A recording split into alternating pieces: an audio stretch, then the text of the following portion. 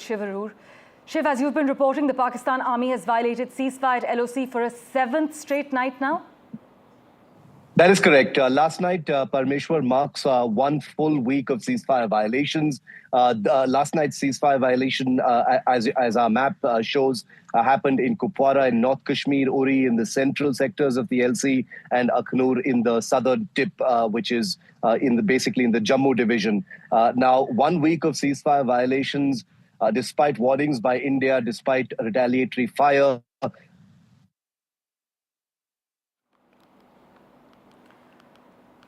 Right, we seem to have some trouble connecting with Shiv in Srinagar at the moment.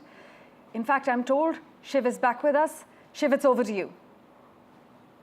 As our map shows, Parmeshwar, I hope our viewers can hear us. This was a ceasefire violation that marks 1 week of violations on the line of control. We do have information that the intensity of fire and duration has increased day on day, and last night was actually the heaviest, both in terms of rounds fired as well as duration of each ceasefire. As our map very clearly depicts, it happened in Kupwara in the northern parts of Kashmir, Uri in the central sectors of the LC, and Akhnur in the southern tip, which basically shows you that it was a full sweep of the J&K sectors.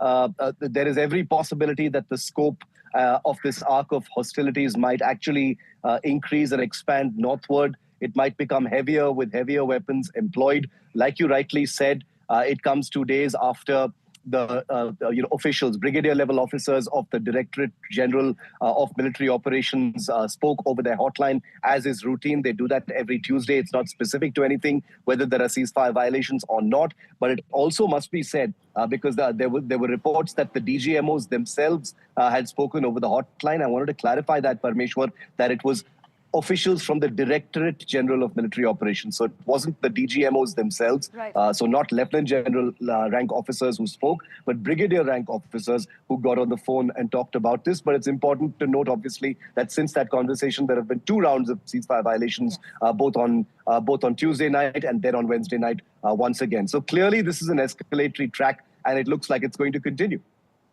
Shiv, as always, thank you so much for joining us with the lowdown and the latest information. Meanwhile, US Secretary Marco Rubio has spoken with our External Affairs Minister Dr. Jaishankar and Prime Minister of Pakistan Shehbaz Sharif in separate calls and urged both countries to de-escalate tensions. Mr. Rubio has also called on Pakistan to condemn the attack and cooperate with the ongoing investigation efforts. Meanwhile, US State Department spokesperson Tammy Bruce stated that Marco Rubio had expressed his sorrow for the lives lost in the horrific terrorist attack in Pahalgam and had reaffirmed the United States' commitment to cooperation with India against terrorism. Well, let's turn our attention to the other big story we're tracking. The United States and Ukraine have signed an agreement to share profits and royalties from the future sale of Ukrainian minerals and rare earths, sealing a deal that Donald Trump has said will provide an economic incentive for the US to continue to invest in Ukraine's defense and its reconstruction after he brokers a peace deal with Russia. Now, this minerals deal that we're talking about, which has been the subject of tense negotiations for months and nearly fell through hours before it was signed, will establish a US-Ukraine Reconstruction Investment Fund that the Trump administration has said will begin to repay an estimated $175 billion in aid provided to Ukraine since the beginning of the war. Ukrainian officials have divulged details of the agreement, which they portrayed as equitable and allowing Ukraine to maintain control over its natural resources. But Kate Fisher takes us through the finer details from Washington. Well, this deal was meant to have been signed back in February when Ukraine's leader Volodymyr Zelensky came here to Washington, D.C. to meet US President Donald Trump in the Oval Office. And you may remember that meeting. It really got quite heated. Everybody got very angry, and Volodymyr Zelensky was dismissed from the White House without anything being signed. After intense negotiations following that. It has now been signed here in Washington, D.C., with Ukraine's Minister of the Economy coming here to do so. Both she and the U.S. Secretary of the Treasury, Scott Bessent, hailing this deal as beneficial for both countries. Scott Bessent saying that the U.S. is committed to helping facilitate the end of this cruel and senseless war, and saying that the Trump administration is committed to a peace process centred on a free, sovereign and prosperous Ukraine. Ukraine's Minister of the Economy saying that she believes that this deal reflects the United States' dedication to Ukraine's security, recovery and reconstruction. And that word security is key because, of course, the Ukrainians have been very keen to ensure that the US will continue to support them, to support their security. We don't know yet the details of this deal, but certainly there appears to be, the Ukrainians appear to believe that there will be some level of backing from the US when it comes to security. But essentially, this deal is based on the US having access to the proceeds of Ukraine's rare earth minerals, and in return, a joint US-Ukraine investment fund will be opened in Ukraine. Donald Trump has always described himself as a deal maker. He's been impatient about the fact that this deal has not yet been signed, so he will no doubt be pleased it finally has been inked, and he'll be hoping that it will help to move those peace talks along between Ukraine and Russia. Now this part is sorted out. He'll be hoping it gives impetus to those peace talks where there is yet to be agreement.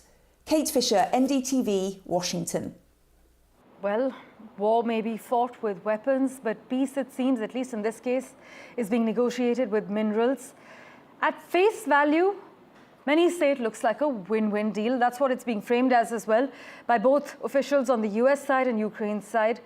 But the bigger question here, is it really a peace dividend or the start of a new geopolitical scramble for resources? That remains the big question. In fact, both the US and Ukraine have signed this agreement to share profits and royalties from the future sale of Ukrainian minerals and rare earths, sealing a deal that Donald Trump has said will provide an economic incentive for the US to continue to invest in Ukraine's defense and also its reconstruction after he brokers a peace deal with Russia. Further clarity, we have with us Richard Painter, law professor at the University of Minnesota Law School. As always, thank you so much for making time for us, Mr. Painter. Let's start with the heart of the matter. Is this minerals deal a peace-building strategy or a profit-sharing pretext? Many are questioning who stands to gain more here, whether it's Ukraine or whether it's America. Well, we'll find out how this pans out, but nobody is going to gain at all here unless we can reach a peaceful resolution of the war between Russia and Ukraine, not just a temporary ceasefire, but permanent peace. There's no point having a mineral extraction deal in a war zone. So hopefully there's going to be a peace settlement, and we don't see that so far. That Vladimir Putin is willing to compromise much at all. He invaded Ukraine, has taken over quite a lot of territory, and I don't know whether he's willing to give it back. And if he's not, I think it's going to be awfully difficult to reach a peaceful resolution of the war. And I don't see how we could be focusing on mineral extraction or any value of mineral extraction in the middle of a war zone. So that's my concern about what's going on there. We often hear about aid with strings attached. Would you argue this is the textbook definition? And if so, is Ukraine now paying for its freedom in minerals? Well, I don't know that the mineral deal, the idea apparently now is going forward that there would be some sharing of the wealth from the minerals and exporting the minerals to the United States, and we'd pay for them, and then the money be used to rebuild Ukraine. I don't see the United States being willing to get involved itself militarily in defending Ukraine with our troops on the ground vis-a-vis Russia. So once again, my concern about this entire situation is that I don't see that there's a peace agreement or the prospect of a peace agreement, and I don't know why the United States government is focusing on the mineral extraction and without dealing with the peace issues first and negotiating with Vladimir Putin and getting Putin to understand that he needs to pull back and cooperate with other countries economically rather than flex military muscle in this way. So I do not see where this is going and how any progress at all has been made simply because there's a minerals deal. Well, many argue that the peace deal is not yet formally on the radar. In fact, this fund split is 50-50 as far as face value is concerned, with equal voting rights. But many are questioning whether that really means equal power, or is it just diplomatic sugarcoating? But thank you so much, sir, for joining us on NDTV, and we really appreciate your time. Thank you for having me. Meanwhile, the Kremlin has said President Vladimir Putin is open to peace in Ukraine, and intense work is going on with the United States. But here's the key part. They noted that the conflict, it's what they call it, by the way, so they said it's so complicated that the rapid progress Washington wants is difficult to achieve. The Kremlin maintains that there is progress going on, but it's happening gradually. US President Donald Trump, who said he wants to be remembered as a peacemaker, has repeatedly made efforts to end the more than 3-year war in Ukraine, but many analysts are skeptical about the timeline for the same. In other news, Iran will hold talks in Rome on Friday with European parties to their now moribund 2015 nuclear deal, its foreign minister has confirmed, as both sides seek to position themselves ahead of a new round of US-Iranian negotiations that are happening over the weekend on Saturday. Now, as per reports on Monday, Tehran had proposed meeting Britain, France and Germany, collectively known as the E3, who stuck to the 2015 deal meant to curb Iran's nuclear activity, which unraveled in 2018 when Donald Trump walked out of it during his first term in the White House.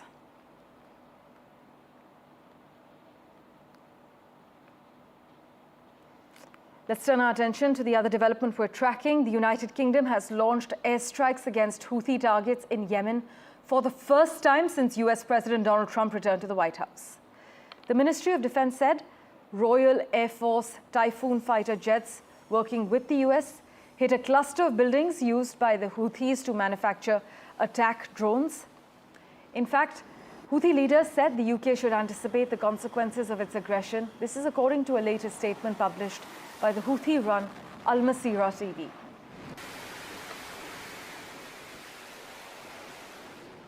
With that, let's turn our attention now to the United States.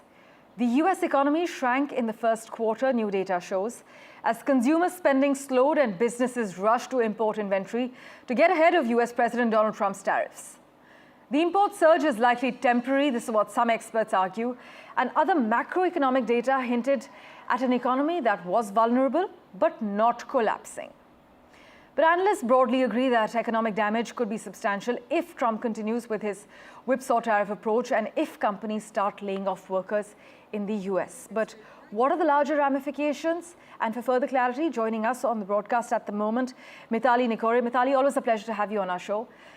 As the US economy contracts, would you argue this is a Trump aftershock or a deeper tremor in the global system? So, Parmesha, I'm actually quite intrigued by this data because this data has come in for Jan to March 2025. Yeah.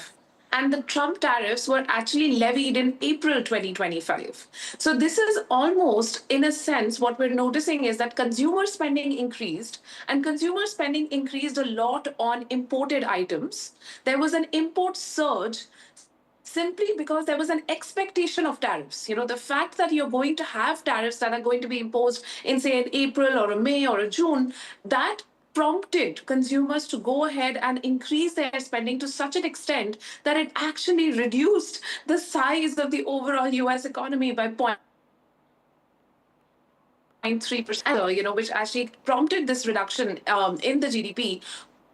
was actually California wildfires, because we saw that the California wildfires were one of the major factors that are mentioned in the Bureau of Economic Affairs press release, which have actually reduced, the size of the GDP for the first time in 3 years. So I think there are a number of contributing factors, but the expectation of the tariffs and the fact that, things are going to become expensive, so let's buy it now, plus the wildfires combined created this impact and slowdown in the US economy. Mithali, if the US keeps taxing imports and companies start laying off workers, are we looking at a global recession with a Made in America label? What are analysts saying? I think we have been tracking this at Nikkor Associates for a very long time and on your show, and it does seem likely that we will see a global slowdown. Now, whether that actually translates into a recession, that remains to be seen, because we have to see whether it actually dips down to less than 1% or less than 2% growth for 3 quarters at a stretch. But there's definitely a dampening of consumer sentiment. There's definitely a dampening of consumer sentiment in light of even the 10% tariff. And we still need to see what happens after the 90 days, what kind of deals are struck. So it, I think, depends a little bit on the negotiations that happen in the next 3 months. We'll be keeping a close eye on all the latest developments with you, Mithali. Thanks so much, as always, for joining us. Meanwhile, investors, especially in the US, will be closely watching April's employment figures, which are out on Friday. Anything below 6 figures would indicate Trump's tariffs are hampering the economy faster than expected, as experts have highlighted. With that, we're slipping into a very quick break. Back in a moment with much more. Do stay tuned.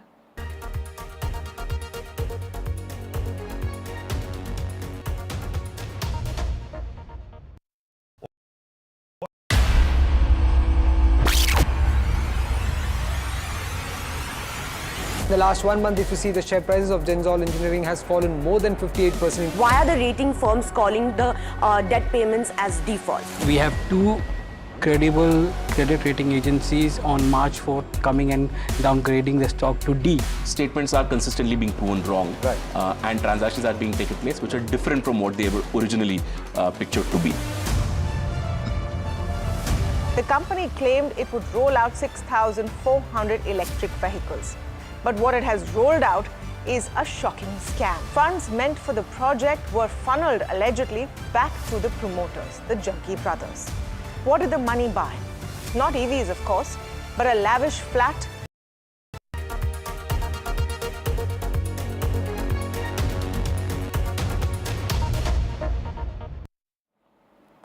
Let's get you a quick update from the United Kingdom now. Voters are set to head to the polls for local and mayoral elections being held in some parts of England today. Now, there are local elections to 24 of England's 317 councils and 6 mayoral authorities. It is significant because it is the first big set of polls since Labour's landslide victory in last year's general election. In terms of what's at stake, 1,641 council seats across 23 local authorities, 4 regional mayor positions. There are 2 local mayor positions and a new MP for the constituency of Helsby and Runcorn. And in terms of the key issues, this is something we've been covering extensively on NDTV as well. The UK local election key issues include immigration, economy, as well as potholes and child grooming gangs, as well as the housing crisis. And with that, let's turn our attention to Canada now, where Prime Minister Mark Carney's Liberals fell short of winning an outright majority in Parliament, a day after the party scored a stunning comeback victory in a vote widely seen as a rebuke of US President Donald Trump. But in a significant development, believe it or not, a record 22 of the 65 Punjabis in the federal poll fray have been elected to the House of Commons in Canada. This as Prime Minister Mark Carney's Liberal Party pulled off what many are calling an extraordinary comeback. We did a report on the 22 Punjabis in the Canadian House. Listen in. Let's do everything we can to send a strong group of GTA Liberals to Ottawa to join. From Ludhiana's lanes to Canadian legislatures, the Punjabi footprint on Canada's political map is now bold, brazen, and bigger than ever before. In a record-breaking turn of events, 22 candidates of Punjabi origin have secured seats in Canada's House of Commons. Yes, 22. That's more than 6% of Canada's entire parliament now speaking, voting, and leading with Punjabi roots. And no, this isn't just a Brampton story anymore. Brampton, though, has always been Desi turf, but this time it's become a full-on political battleground. Let's just break it down for you. Ruby Sahota, who's a Liberal, trounced Amandeep Judge, a Conservative in Brampton North. Maninder Sidhu, a Liberal, beat Bob Dosanjh, a Conservative in Brampton East. Amandeep Sohi, a Liberal, outpaced Taran Chahal, a Conservative, in Brampton Centre. But not all seats stayed red. Sukhdeep Kang, a Conservative, flipped Brampton South by defeating Sonia Sidhu, who's a Liberal. And in a big blow, Kamal Khera, the Liberal Health Minister, lost to Amarjeet Gill, a Conservative, in Brampton West. That's actually 5 out of 5 Brampton ridings, with Punjabi names battling it out, and both parties walking away with wins and some with bruises. But let's just zoom out a bit, though. Across the Canadian map, the who's who of Punjabi Canadian politics played a high-stakes game. Liberal heavyweights who held their front and their fort include Anita Anand from Oakville East. The former Innovation Minister isn't just a political brain. She's also one of the few Trudeau-era ministers to survive this wave. Bardesh Chagger from Waterloo, a veteran name, she's known for her work on diversity and inclusion. Meanwhile, Anju Dhillon, Sukh Dhaliwal, Randeep Sarai, Ikwinder Gaheen, Gurbakh Saini, Param Bains all secured wins for the Liberals across the board. In what may be the most dramatic twist of this election, though, Jagmeet Singh, one of Canada's most recognized political figures and leader of the New Democratic Party, the NDP, lost from Burnaby Central. But not only did he lose, he finished third and subsequently resigned as NDP president. Now, for a man who made international headlines with his swagger, his turbans and TikToks, this is nothing short of a political earthquake. Let's not forget, this isn't just about Canada, though. It's a mirror to the growing clout of the Indian diaspora, especially the Punjabi Sikh community, which now shapes policies in one of the world's most progressive democracies. Their success, therefore, is symbolic of migration, assimilation, and now domination, not just in business or culture, but in the very machinery of governance. Meanwhile, let's turn our attention now to Vietnam, which mounted its biggest ever celebration of the fall of Saigon on its 50th anniversary, including Chinese troops for the first time after Xi Jinping visited to portray Beijing as a more reliable partner than Washington. My colleague Uma Shankar reports from Ground Zero.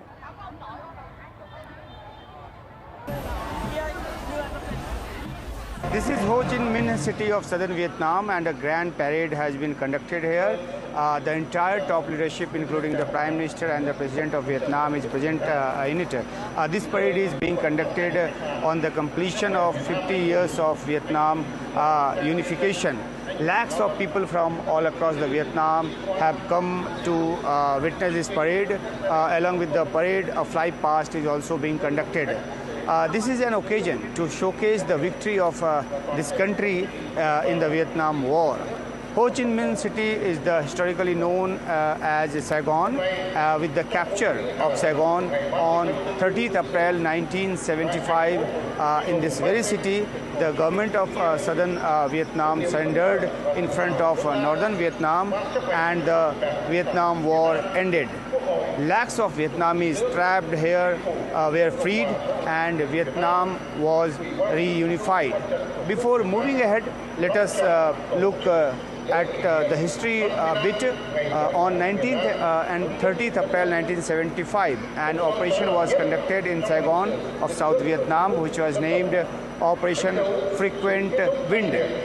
Under this operation, American citizens and soldiers were freed from Saigon, whose number was about 7,000. Helicopters were used to evacuate them. It's a very memorable picture in the history of Vietnam War. Only after 30th April 1975, the formal process of reunification of Vietnam under the control of North Vietnam began.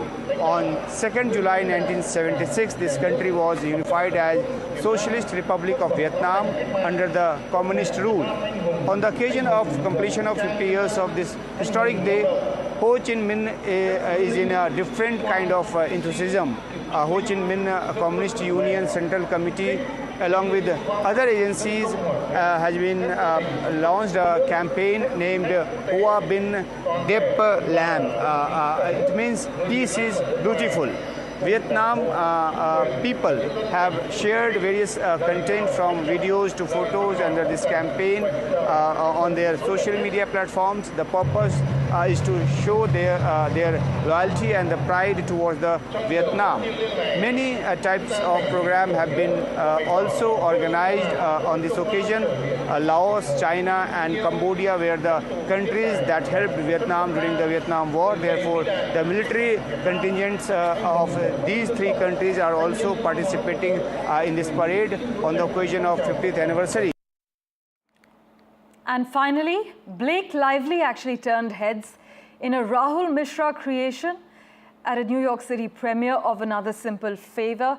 In fact, the high-waist number featured floral applique work that is now the talk of the town, we're given to understand, and adding to the boldness were the structured sides that you can see on your screens at the moment. As always, thank you so much for investing your time in watching this edition of The World 24/7. We'll keep tracking the latest for you. Do stay tuned.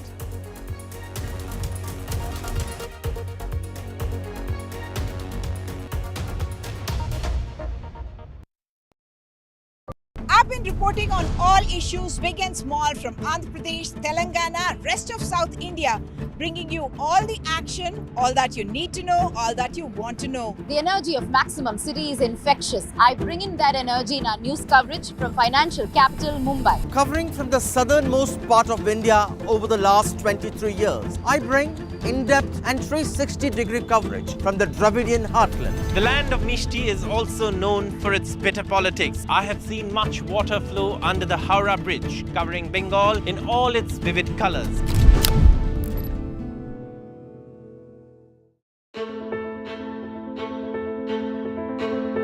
News is not just headlines, it is what impacts you. And news should never be mistaken for noise. What matters is the reality. Accurate, in-depth, and with the right perspective. For over 20 years, I have been a journalist, and never has clarity mattered more than now. At Newsnight, we go beyond the surface. We dissect the details, challenge the narratives, and bring you the unparalleled clarity you deserve in a world clouded by misinformation. We are bold, we are direct. Newsnight, for the news in your interest. Only on NDTV 24/7.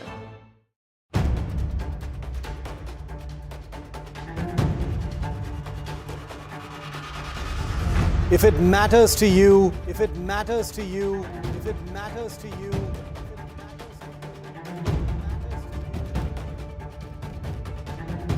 it matters to India. It matters to India. It matters to India. And it matters to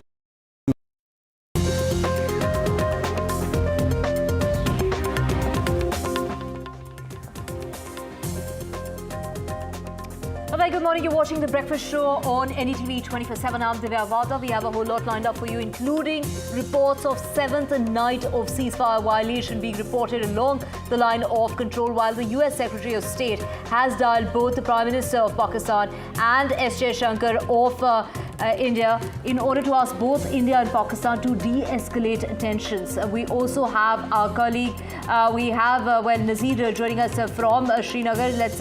We have Shivarur joining us also from Kashmir. We will have Aishwarya, my colleague, joining us as well later. First, let's just get you the headlines.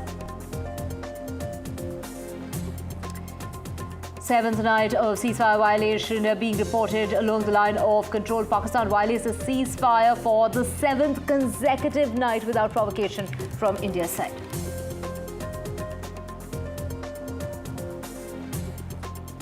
And after Pakistan decided to shut its airspace to all flights owned and operated by Indian carriers, now New Delhi has announced a reciprocal move by shutting down its airspace to all Pakistani owned and operated planes.